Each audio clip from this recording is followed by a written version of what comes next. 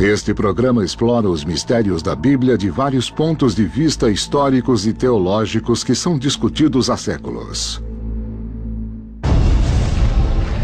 Ela é considerada por milhões como sendo a verdadeira palavra de Deus. Um testamento sagrado, a Escritura Sagrada, a Bíblia.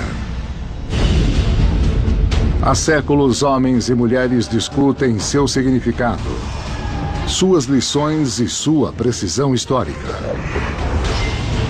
Mas terá sido a Bíblia traduzida, editada e até censurada tantas vezes, a ponto de seus originais ficarem comprometidos pelo tempo?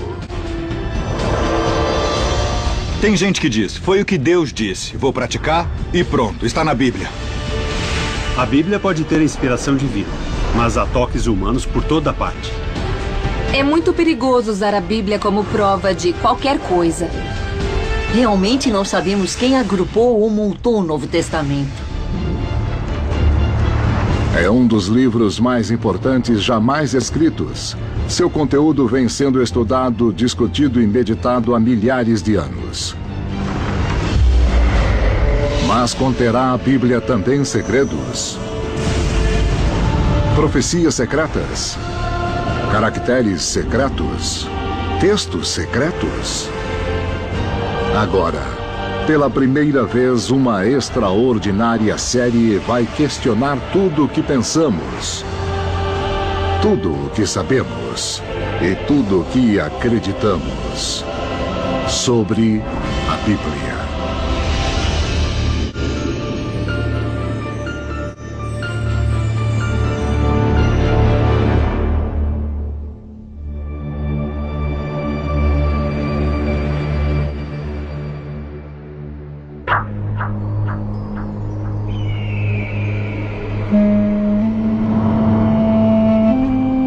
Qumran, missão britânica na Palestina, 1947.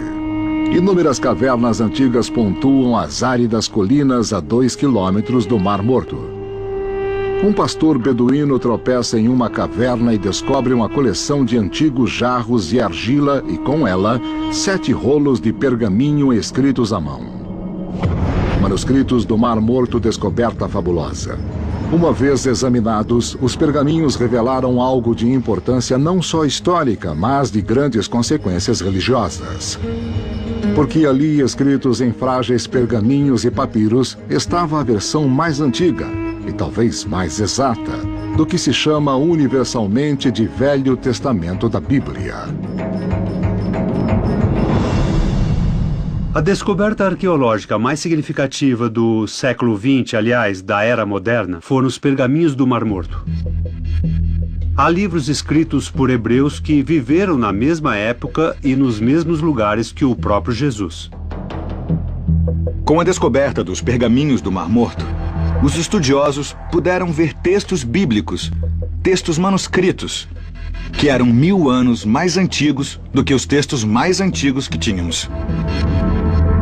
Os pergaminhos achados em Qumran contêm fragmentos de todos os 39 livros do chamado Velho Testamento, menos um só, e são escritos em hebraico, aramaico e grego. Mas eles também contêm contradições, discrepâncias de detalhes e de linguagem que deixaram teólogos e estudiosos da Bíblia coçando a cabeça. Tem gente que diz, foi o que Deus disse, vou praticar e pronto, está na Bíblia. O que eles não percebem é que por trás da Bíblia que eles compraram numa loja, há séculos e séculos de discussões entre estudiosos sobre como a Bíblia deve ser interpretada. Devemos entender que quando falamos de escrituras, nós estamos falando de história sagrada e não ao que hoje chamaríamos de história, com suas datas e eventos verificados. O Velho Testamento é a pedra angular da fé de milhões de pessoas pelo mundo. Há mais de 2000 anos, ela vem formando a base do que hoje chamamos de civilização ocidental. E há séculos acredita-se que o autor dos 5 primeiros livros foi o profeta Moisés. Mas, recentemente, essa crença foi questionada pela maioria dos estudiosos bíblicos. A Bíblia é praticamente anônima. Nós não sabemos quem escreveu a maioria dos textos da Bíblia. Mesmo a pessoa mais conservadora vai dizer que não houve testemunhas oculares da criação. Então entendemos que a Bíblia foi escrita depois dos fatos. Como muitos trabalhos traduzidos de outra língua, palavras simples muitas vezes ficam totalmente sujeitas a várias análises e diferentes interpretações. O Gênesis, o primeiro relato da criação da humanidade, diz que Deus fez Adão, que muitas vezes é traduzido como homem em sua essência masculina e feminina. De fato, a palavra Adão pode ser um substantivo que significa toda a raça humana, não uma pessoa só. Esse é um exemplo de tradução que levou as pessoas a entender erradamente o que o texto diz. Na Bíblia, muitas coisas mostram que pode haver Deus em parte ali, mas há muitos elementos humanos também. Fica claro quando se vê em certas ideias que são colocadas como se desenvolvem e evoluem, ou em várias contradições. Há histórias contadas duas vezes. Uma passagem bíblica que contém curiosas contradições é a história do jovem rei Davi e sua batalha mortal contra o gigante filisteu Golias. Davi pegou seu estilingue, atirou a pedra, acertou Golias na testa, o que o derrubou e matou. E quando se lê Samuel 1:17, 49 e 50, nós vemos, com uma funda e uma pedra o matou. Está claramente escrito que não houve nenhuma espada, que Golias não morreu pela espada. Mas se você ler o versículo imediatamente seguinte, verá que Davi depois pegou a espada de Golias, cortou sua cabeça e o matou. Quer dizer que Golias morreu duas vezes. No entanto, em Samuel 2:21, vemos que foi alguém diferente, Elhanã e não Davi, que foi quem matou Golias. E a pergunta fica sendo, quem realmente matou Golias, Davi ou Elhanã? Curiosamente, em um livro posterior da Bíblia hebraica, Crônicas, a questão de quem matou Golias parece resolvida. No relato do confronto entre Elhanã e Golias, o texto hebraico é muito claro. Elhanã matou Golias. Mas a tradução para o inglês, na verdade, diz que ele matou o irmão de Golias. Assim, Davi fica sendo quem matou Golias e Elhanã fica sendo quem matou o irmão de Golias. Será esse um exemplo de simples erro histórico? Ou a história de Davi e Golias foi deliberadamente alterada para dar ao futuro rei hebreu Davi crédito por fazer um ato de bravura? Sabemos que os livros não são historicamente exatos, porque há discrepâncias neles e contradições entre eles. Todos eles divergem entre si e claramente contam as coisas de determinada perspectiva religiosa. Não são histórias desinteressadas, como podemos pensar. Confusão e controvérsias similares cercam os 4 evangelhos do chamado Novo Testamento. Por séculos, teólogos e estudiosos acreditaram que fossem relatos originais da vida de Jesus, escritos pelos evangelistas Mateus, Marcos, Lucas e João. É um belo conjunto de livros e é a tradição. O problema é que não refletem a realidade. Não foi o que aconteceu. A maioria dos estudiosos da Bíblia concorda que o primeiro evangelho a ser escrito foi o de Marcos, aproximadamente no ano 70. Por isso se considera altamente improvável, se não impossível, que qualquer um deles seja um relato original. Temos 4 evangelhos escritos por 4 escritores, décadas, talvez um século após a morte dele. Então, nenhum deles realmente conheceu Jesus. Realmente não sabemos quem agrupou ou montou o Novo Testamento. De fato, passaram-se 300 anos de cristianismo antes de aparecer o Novo Testamento. Mas, como acredita a maioria dos estudiosos e teólogos, Se os relatos da vida de Jesus não foram escritos por pessoas que realmente o conheceram, quem são os autores? E por que deram crédito a Mateus, Marcos, Lucas e João? Ninguém vai escutar o Evangelho segundo Robert, mas se eu puser eu, Paulo, ou eu, Pedro, ou eu, Moisés, se eu colocar o nome de alguém que tem autoridade, o que eu disser será levado muito mais a sério. Muitos estudiosos relutam em dizer que os livros são falsificações, então os chamam de pseudoepigrafia, porque ninguém sabe o que isso quer dizer. Pseudoepigrafia é uma palavra que quer dizer escrito que nasce mentiroso, porque o autor mente sobre sua identidade. Esses autores tinham um objetivo em mente, tinham uma agenda, e incluíram as histórias que favoreciam essa agenda. Apesar de seus seguidores acharem que ele era o verdadeiro Messias, o Salvador previsto nos testamentos hebreus, os mais antigos relatos da vida de Jesus que se conhece não foram escritos em aramaico, a língua que ele falava, nem em hebraico, mas em grego. O grego era a língua internacional do Império Romano e certamente era também a língua mais comum dos romanos da elite. Com certeza obteriam mais dinheiro para os pobres e para atividades missionárias escrevendo em grego e espalhando a palavra em grego. Não estavam interessados em saber quantos judeus havia em suas fileiras. Queriam os romanos endinheirados.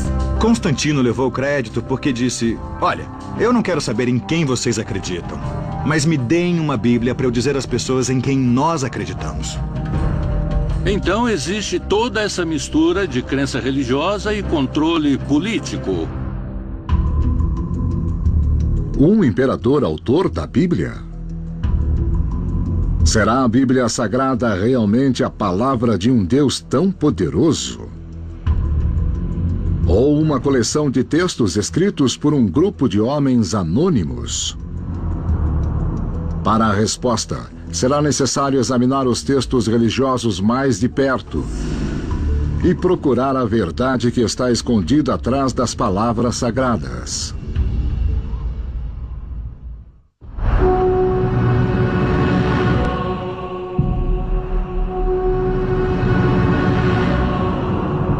Nascido em um estábulo, cercado por animais, anjos e 3 sábios, a história do nascimento de Jesus é conhecida no mundo inteiro.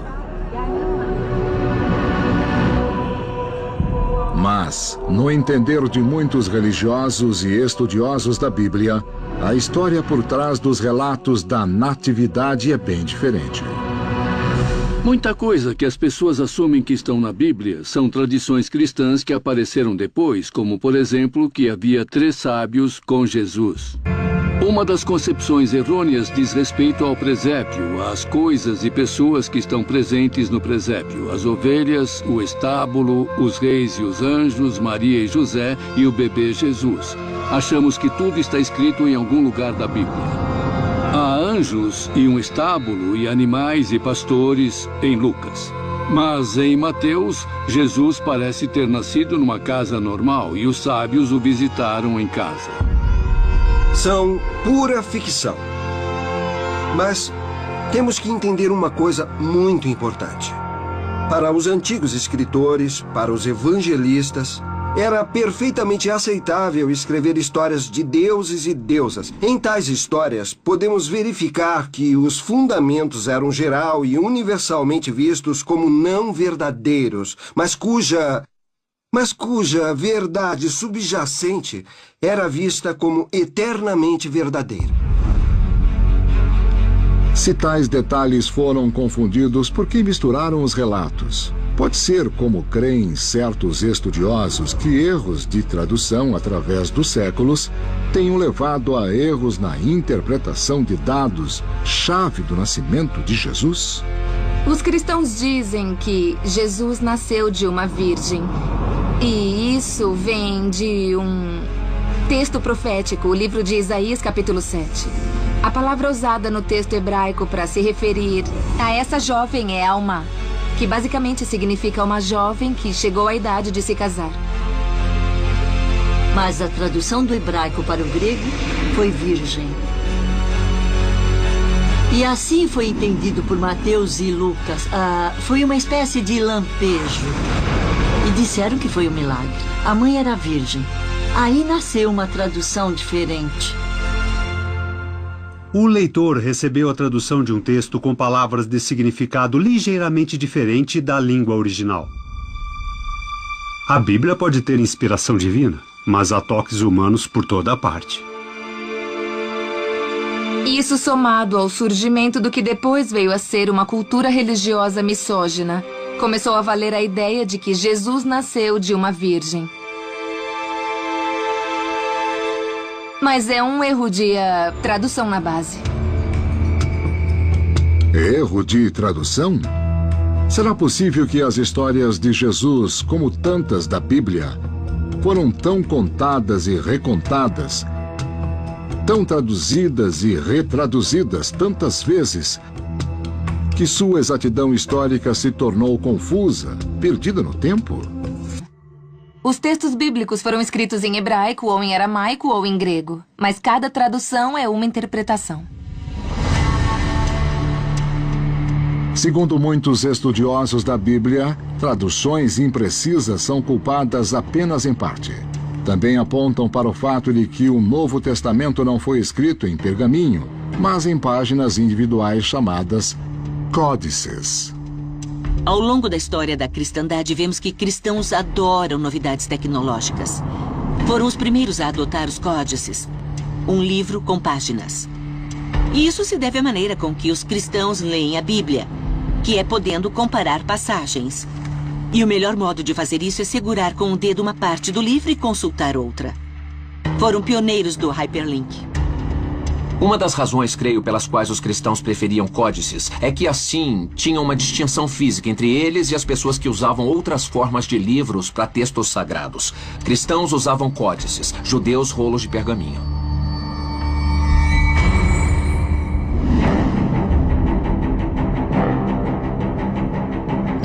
Os 4 evangelhos do Novo Testamento, Mateus, Marcos, Lucas e João, contam como Jesus foi crucificado e seu corpo foi enterrado em uma tumba. Também descrevem a aparição dele às mulheres que choravam em seu túmulo 3 dias após a sua morte. O evangelho original de Marcos termina com o capítulo 16, versículo 8, segundo o qual as mulheres iam lavar o corpo de Jesus e quando chegaram ao túmulo viram que ele estava aberto e vazio. O evangelho de fato termina no versículo 8, onde Marcos escreve: as mulheres saíram correndo e não disseram nada a ninguém, pois tiveram medo. Ele diz que as mulheres fugiram e não disseram nada, pois tiveram medo, e parou aí. Mas por que a história termina tão abruptamente? Há estudiosos que acreditam simplesmente que o final original estava escrito em uma página perdida ou destruída. Uma velha teoria diz que o Evangelho de Marcos estava em um códice e a última página caiu. Apenas muitos e muitos anos depois, um redator, certamente insatisfeito pelo final do Evangelho de Marcos, adicionou 8 versículos a esse Evangelho.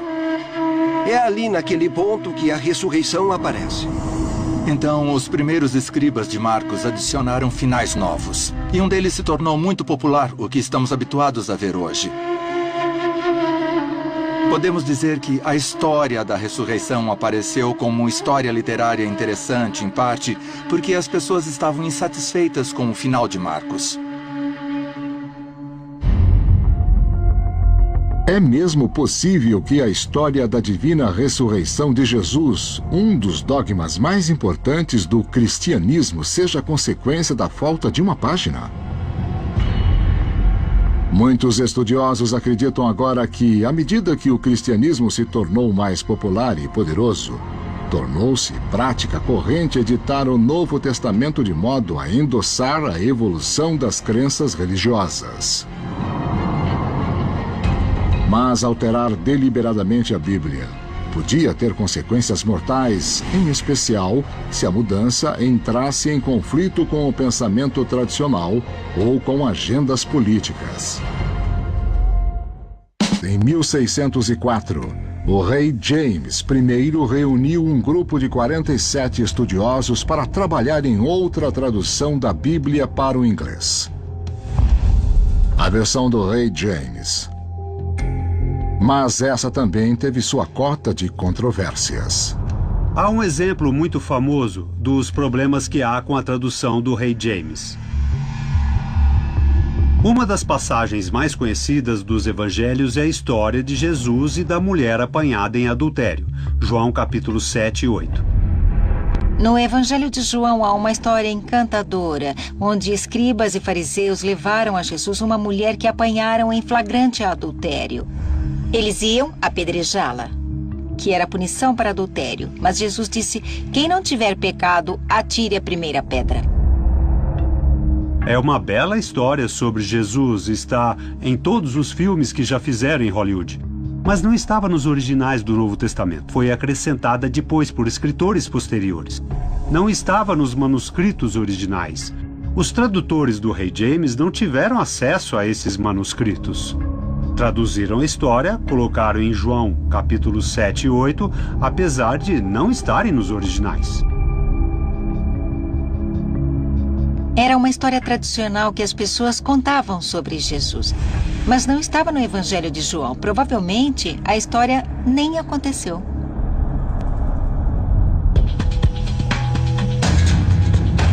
Como muitos membros da igreja temeram e predisseram, traduzir a Bíblia para a língua inglesa ou francesa, ou qualquer outra, abriu as portas para muitas outras traduções, revisões e interpretações. E com essas interpretações vieram novas religiões e a promessa de um novo mundo, onde praticá-las. Mas nem todas as várias interpretações e traduções da Bíblia foram tão benevolentes ou benignas quanto as de Smith ou Thomas Jefferson. Algumas foram usadas para justificar preconceito e intolerância. No caso de um versículo do Gênesis capítulo 9 foi a escravidão. Hoje em dia ninguém sabe da maldição de Cã. É uma passagem onde, depois do dilúvio, Noé amaldiçoou o filho Cã por algo que ele teria feito. E diz que seu filho será subserviente aos dois irmãos. Isso foi usado como maneira de dizer que a raça negra descendeu de Cã e que, portanto, seria subserviente às raças brancas. Se você vir Gênesis 9, verá que há a ideia de que Cã, que é considerado pai das nações africanas, foi amaldiçoado. E por isso os africanos teriam pele negra. Mas, de fato, quando se lê o texto, vê-se que Cã não foi amaldiçoado. Quem foi? Foi o filho dele, Canaã. Amaldiçoado Canaã. Acredite se quiser, mas essa história bíblica convenceu muita gente no século XIX de que Deus apoiava os argumentos para a escravidão africana. O problema dividiu gravemente o país e se tornou o catalisador da sangrenta guerra civil.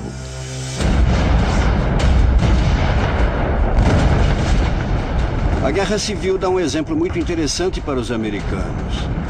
A União achava que Deus estava do seu lado e os confederados achavam que Deus estava do lado deles. O bom senso diz que Deus não poderia ter estado dos dois lados, ou podia não estar de lado nenhum. Mas foi isso que a Bíblia e a crença religiosa os encorajaram a fazer, chamar a Deus para eles mesmos, para seus propósitos políticos.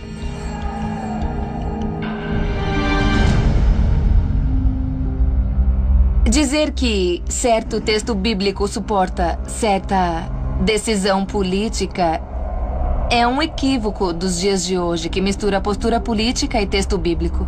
É muito perigoso usar a Bíblia como prova de qualquer coisa.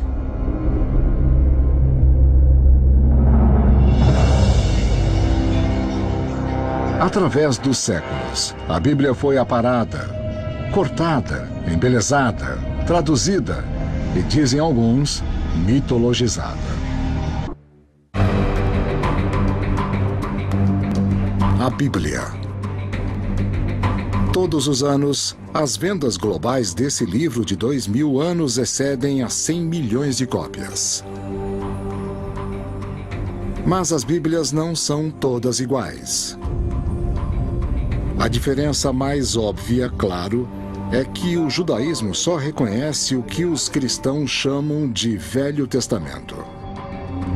Mas mesmo os cristãos usam diferentes versões do Velho e do Novo Testamento, que variam não só em linguagem e tradução, mas em termos do que está incluído e do que não está.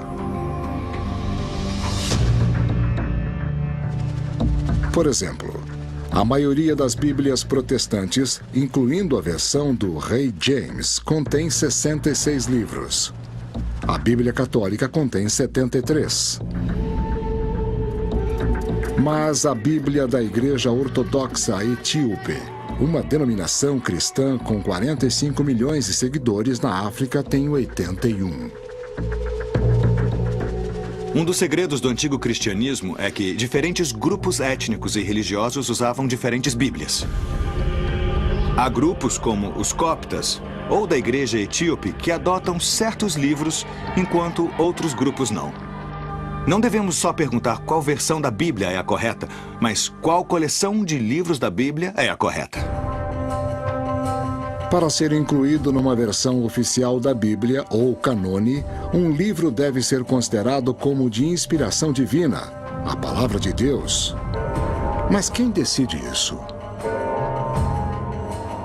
Eu acho que tanto a Bíblia judaica, reunida mais ou menos no final do século I, quanto o Novo Testamento, que foi reunido como um canone, mais ou menos no final do século IV.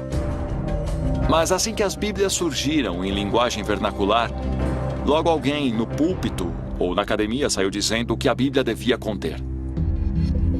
A assim chamada canonização da Bíblia levou a grandes brigas sobre que livros deveriam ser incluídos e quais deveriam ser suprimidos. Certos livros podem ter entrado no cânone porque eram boa teologia, mas podem ter entrado porque receberam apoio de pessoas fortes e influentes. Outros livros podem ter sido muito verdadeiros e exatos, mas acabaram sendo marginalizados porque não tiveram apoio de gente influente. Houve grupos de pessoas com objetivos específicos determinando o que se tornaria canônico ou não. E esses objetivos eram preservar o poder da igreja. A agenda aqui foi política e econômica, não espiritualista. Até meados dos anos 1800, muitas Bíblias primitivas, mesmo a versão do Rei James, continham alguns livros que foram sendo retirados. São chamados apócrifos. A palavra apócrifo literalmente significa coisa escondida. Então esses livros supostamente traziam ensinamentos ocultos ou secretos. Mas apócrifo veio a significar o livro que não era aceito como parte do cânone oficial. De fato, há mais livros apócrifos do que livros incluídos no cânone oficial, seja na Bíblia hebraica, o Velho Testamento ou no Novo Testamento. Alguns são livros históricos que falam da história de Israel depois do período do Velho Testamento. Existem livros que são ficção histórica. A discussão sobre que livros deveriam ou não ser incluídos como textos sagrados é quase tão antiga quanto a própria Bíblia. Alguns teólogos primitivos e estudiosos citaram disparidades entre os antigos textos grego e hebraico e questionaram a autenticidade de várias fontes e autores. E aí, qualquer livro que contradissesse a crença deles era banido. Era chamado de herético. Queimavam os livros e condenavam quem acreditasse neles. A razão de muitos desses livros não terem entrado na Bíblia é que não eram congruentes com a mensagem central dos livros que entraram. Os textos cristãos primitivos que entraram no Novo Testamento consideram que Jesus é o Messias profetizado no Velho Testamento. Mas havia cristãos que não acreditavam nisso e havia cristãos céticos sobre essa estreita ligação. No fim, esses cristãos não prevaleceram. Não acharam realmente que seus textos entrariam nas Escrituras. Declararam que os textos continham uma série de erros e que desviariam do bom caminho. Um bispo chamou os textos de abismo de loucuras e blasfêmias contra Cristo. Então eram inimigos da igreja primitiva e os cristãos pensaram que continham coisas horríveis. Diferentes bispos pensavam diferente. O cristianismo foi muito diversificado nos primeiros 3 séculos. E tentaram unificar tudo para dar a forma exata àquilo em que acreditavam. Mas pessoas que tinham mais influência, não só dinheiro, mas apoio político de pessoas importantes, tendiam a ser mais ouvidas do que gente que não tinha isso. Foi um processo com um alto teor político. Apocalipse. Por séculos, essa palavra sinistra evocou pensamentos de destruição absoluta. O Armagedon, o fim dos dias. Mas a palavra Apocalipse, na verdade, tem uma definição muito menos tenebrosa. Derivada do antigo termo grego apocalipsis, a palavra também significa revelação ou desvendamento. Um apocalipse era a revelação de um segredo celestial a um profeta ou vidente. Esse profeta tinha uma visão, habitualmente uma visão bizarra, cheia de imagens muito estranhas. A ideia apocalíptica é convencer você que, por um pouco mais de sofrimento agora, você terá uma longa recompensa, talvez eterna. Nas versões convencionais do Novo Testamento, talvez o texto sagrado mais estranho e extraordinário seja o Apocalipse de João, também chamado o Livro das Revelações. Nele, João descreve o fim dos dias, o dia em que Jesus voltará à Terra para decidir quem irá com ele para o paraíso e quem sofrerá nas eternas chamas do inferno. As pessoas de hoje sabem da revelação de João do livro do Apocalipse.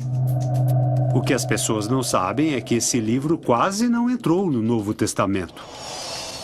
Mas, por mais bizarro e perturbador que seja o livro das revelações, talvez houvesse outros livros, outros evangelhos do Apocalipse, considerados estranhos demais para serem incluídos. Um deles é o Apocalipse de Pedro. Quando encontraram os chamados evangelhos gnósticos, todos se surpreenderam por haver tantos evangelhos fora do Novo Testamento. Há outro livro de revelações. Alguns pais da igreja achavam que o Apocalipse de Pedro pertencia ao Novo Testamento, ao invés do Apocalipse de João. Escrito no século II, o Apocalipse de Pedro é um dos pelo menos 20 livros de revelações que não foram incluídos no Novo Testamento. Ele descreve o que alguns chamaram tour guiado do paraíso e do inferno, onde Jesus revela a Pedro explicitamente as terríveis consequências do pecado. Pedro viu lugares com pessoas punidas por seus pecados característicos na terra. Então, mentirosos ficavam pendurados pela língua sobre chamas eternas. Mulheres que seduziram homens enfeitando os cabelos para ficarem atraentes eram suspensas pelos cabelos sobre chamas eternas e gritavam: "Não sabíamos que seria assim." Mas, apesar do texto da jornada de Pedro pelo inferno parecer extremo, a descrição da ressurreição de Jesus no Evangelho de Pedro é considerada absolutamente bizarra até pelos estudiosos. Quando Jesus emergiu do túmulo, também emergiu do túmulo, depois dele, a cruz. A própria cruz saiu do túmulo. E Deus diz: onde tem andado, o que tem feito, você tem pregado para as almas dos que se foram? E a cruz responde: sim. Então tem até uma cruz que anda e fala na ressurreição de Jesus. Em outro livro banido atribuído ao apóstolo Pedro, o Apocalipse gnóstico de Pedro, Jesus é retratado como um homem que ri frente à sua própria morte. Jesus mostra a Pedro um homem crucificado na cruz e depois mostra um homem que ri numa árvore. E ele conta a Pedro que, na verdade, está rindo ali naquela árvore, que não é ele morrendo na cruz. O texto sugere que Jesus não quer que nos foquemos na crucificação. O que traz muita importância ao apocalipse gnóstico de Pedro é que ele traz uma condenação total a toda a evolução posterior da igreja tradicional. Teriam esses 3 livros, todos atribuídos a Pedro, sido eliminados da Bíblia por serem considerados bizarros demais? Ou, como querem alguns estudiosos, foram excluídos por enfatizar demais visões sensacionalistas e declarações pouco ortodoxas, em vez de focar os ensinamentos e a filosofia de Jesus? Havia um consenso de que uma certa crença central deveria ser mantida, que havia certas verdades não questionáveis que eram parte dos evangelhos cristãos. Então, se alguma coisa contradissesse isso, deveria ser suprimida. Há inúmeros textos muito surpreendentes que provavelmente nunca veremos na vida. Uma das maiores questões é saber por que os autores incluíram as histórias que incluíram e deixaram de fora outras tantas. Não há resposta direta para a pergunta por que incluíram o que está aí. As histórias das Bíblias a que somos expostos foram censuradas, selecionadas e censuradas.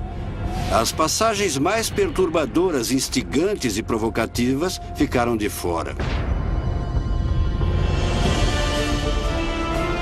Através dos séculos, a Bíblia resistiu muito bem aos desafios da história, do conhecimento e até da política. E continua a ser, para bilhões de pessoas, um dos pilares inabaláveis do mundo civilizado. A Bíblia é um elo entre a humanidade e um Deus todo-poderoso, um testemunho de fé. E apesar da descoberta de novos capítulos ou de evangelhos perdidos desafiar nossa crença, é improvável que ela mude. A Bíblia Sagrada